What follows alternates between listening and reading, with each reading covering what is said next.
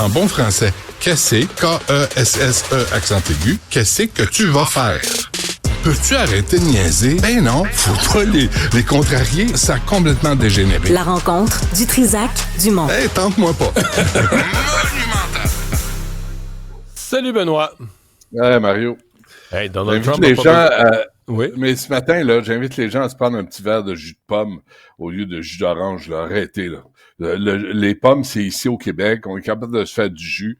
Fait qu'on commence le boycott là. Bon. On se met au jus de pomme au lieu du jus d'orange. Bon. Ça, c'est réglé.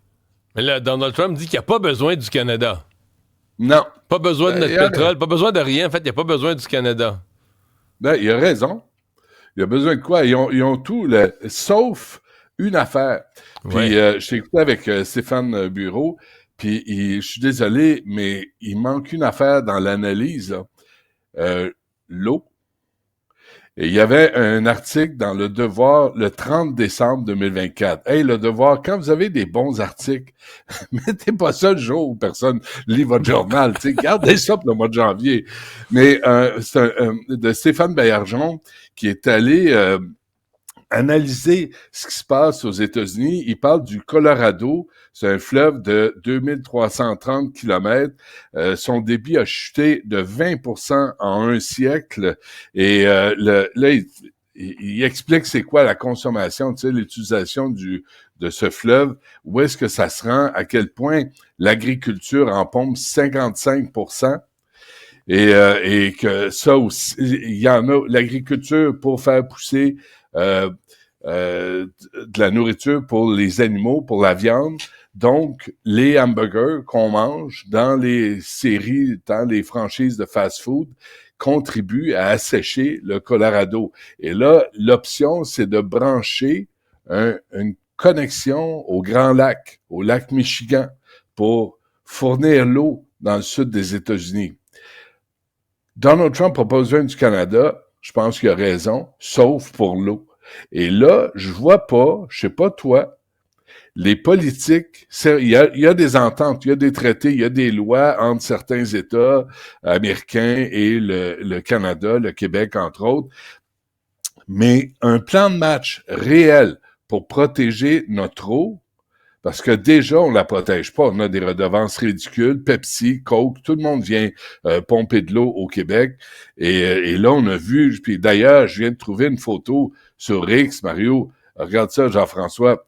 Regarde ça, c'est l'image ultime de la Californie, de Los Angeles. Puis le département des services incendies à Los Angeles. C'est une chef de police, une chef pompier qui se dit lesbienne, j'en fous.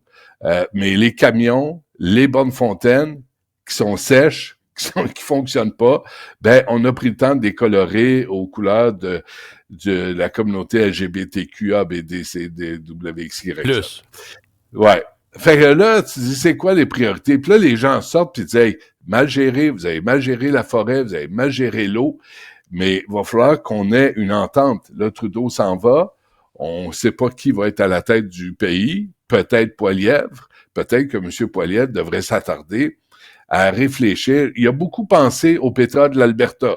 Ça, c'est en haut de sa liste de priorités. Mais Trump en a besoin aussi de ça, là. Quand il dit qu'il n'en a pas besoin, c'est quoi? Il va abandonner le pétrole d'une démocratie capitaliste qui commerce normalement. En Amérique latine. Pour aller au Venezuela, encourager le régime Maduro. Ben oui, bravo. Mais de toute façon, le pétrole de l'Alberta, c'est un pétrole crotté, sale, puis moi, je souhaite qu'on arrête d'en pomper. Parce que t'as beau dire, là, on a beau penser comme des bêtes du 20e siècle, Montréal, en 2024, hausse des températures, réchauffement de presque 4 degrés en 2024 à Montréal. C'est dans Le Devoir aujourd'hui, l'année la plus chaude. Fait que là, il faut allumer. Il y a des incendies, il y a des catastrophes naturelles partout. Le réchauffement climatique est réel. On est en train d'armer l'Arctique parce que la calotte glaciaire fond.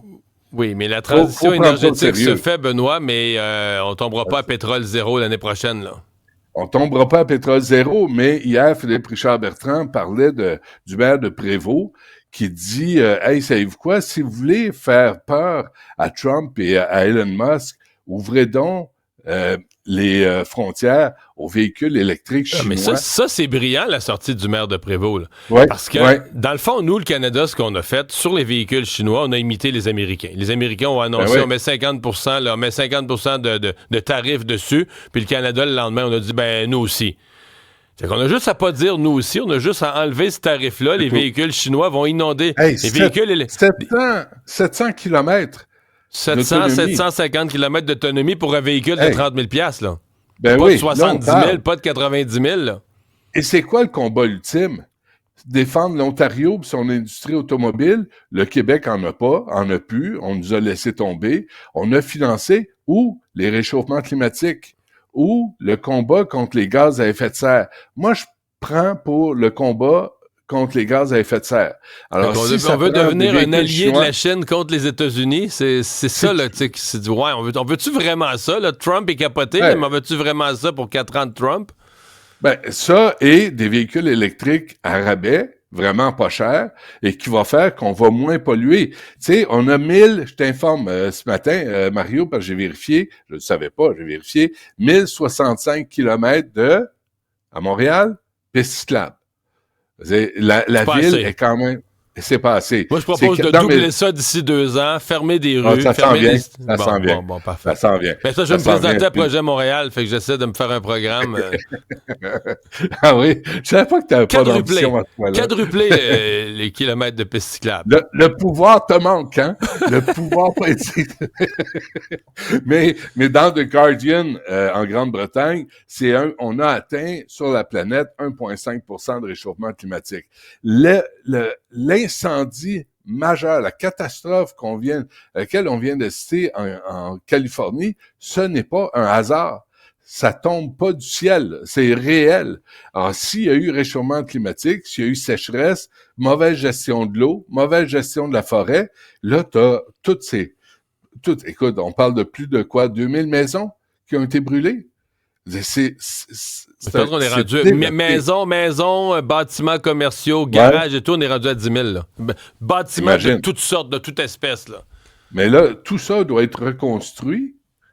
Tout ça, puis là, est-ce qu'ils vont encore permettre aux multimillionnaires, aux vedettes là, qui nous font la morale, qui nous disent de voter pour les démocrates partout et tout le temps, est-ce qu'ils vont leur permettre de se reconstruire sur le bord des falaises, sur le bord de la mer? Où il va y avoir un plan, tu sais. Est-ce que tu vas te reconstruire si t'es plus assurable? Ça, c'est une autre... Tu sais, mettons qu'on te dit que t'es plus assurable, là, c'est une autre question. C'est quoi? Ils font 2-3 films, là, puis leur maison est payée. Oui, je comprends. Hey, Benoît, nos gouvernements dépensent, c'est la chaire de Luc Godbout, la chaire de fiscalité et finances publiques de l'Université de Sherbrooke, qui a fait son bilan de la fiscalité, puis sont allés voir nos déficits de nos gouvernements, à Québec, déficit record, à Ottawa aussi. Comment c'est explicable? Et qui sont arrivés à dire, mais carrément... Écoutez, on dépense trop. Là. Je veux dire, les dépenses ont augmenté. C'était ça. Non, mais ce sont des déficits structurels. Là. C'est pas le contexte économique, c'est pas temporaire, c'est pas passager. C'est qu'on a bâti structurellement des niveaux de dépenses qui sont très... À moins qu'on augmente les impôts, là, mais on a bâti des niveaux de dépenses qui sont très en haut de nos moyens, là, de ce qu'on récolte comme revenu. Tu ris, t'es pas surpris? C'est parce que... Ici, parce que le peuple en veut des dépenses. Le peuple en redemande, là. Non, mais oui, mais c'est pas parce qu'ils le demandent qu'ils doivent l'avoir. Puis ici, Mme Dutrisac gère le budget familial. Elle est meilleure que moi. Puis, mais moi, j'ai géré longtemps, parce que j'ai été écrivain dans ma vie, là. J'ai géré longtemps l'absence d'argent. Ça, c'est de la gestion. Gérer l'argent qui rentre, ça va. Gérer l'absence d'argent, là, faut que tu jongles, faut que tu prévois, tu sais, c'est... Là, ici... Il me semble que la chose à faire, surtout quand tu as de grands banquiers, de grands économistes, hein, aimes tes amis économistes, Mario? Il me semble que c'est pas compliqué. Si l'argent rentre pas, t'arrêtes de dépenser. Et là, à Ottawa, on a donné, j'ai juste regardez vite, on a donné une augmentation de 10% aux cadres. On a signé la fonction publique. On a augmenté de 4000 fonctionnaires juste en 2023-2024. Ça, c'est à Québec. À Ottawa, il y a eu 110 700 fonctionnaires engagés depuis 2015. Mais c'est pour améliorer les services, les passeports, puis l'immigration, tout ça. Quoi? Oui, t'as raison. Sauf que il y a aussi 10 fonctionnaires, je suis tombé sur cet article-là, 10 fonctionnaires à Ottawa qui font plus de 2 millions de dollars. 3, 5, 8 millions. Des fonctionnaires, Mario. Ouais, mais là, je t'arrête. C'est ceux qui gèrent le fonds de pension. Là. C'est le Canadian Pension Plan. Là. C'est des gens que tu compétitionnes pour embaucher avec des métiers d'en haut de finance. Mais ils te coûtent cher, j'en conviens, mais peut-être que s'ils font une bonne job, ils te rapportent plus. Là. Ou une mauvaise job, ils te coûtent encore plus cher. Moi, la compétition, quand il y a une pension à vie là, qui vient avec, là, la compétition doit être réévaluée. Hein, je suis désolé, mais achète-toi des REER, fais comme des pigistes comme moi. Mais tu sais, il me semble, l'argent rentre pas, tu baisses tes dépenses, t'arrêtes d'offrir des cadeaux. Mais ça, Justin Trudeau, là, présentement, t'as vu, il est partout, là. Il est à CNN, il accorde toutes sortes d'entrevues. Puis à CNN, je sais pas si t'as vu, avec Jake Tapper, il a commencé à dire que s'il avait été sorti de la politique canadienne, c'est à cause de l'extrême droite et des réseaux sociaux. Il a dit ça littéralement. Ouais. C'est pas à cause des décisions qu'il a prises, pas à cause de l'immigration massive. Tout le monde disait, on peut plus en accueillir plus, on est comme ça. Non, c'est à cause de l'extrême droite et des réseaux sociaux. Je pense que les gens sont plus intelligents que ça, puis ils voient bien à travers le discours creux de Justin Trudeau. Mais réduire les dépenses, Benoît, là, comme programme politique, tu te fais-tu élire avec ça?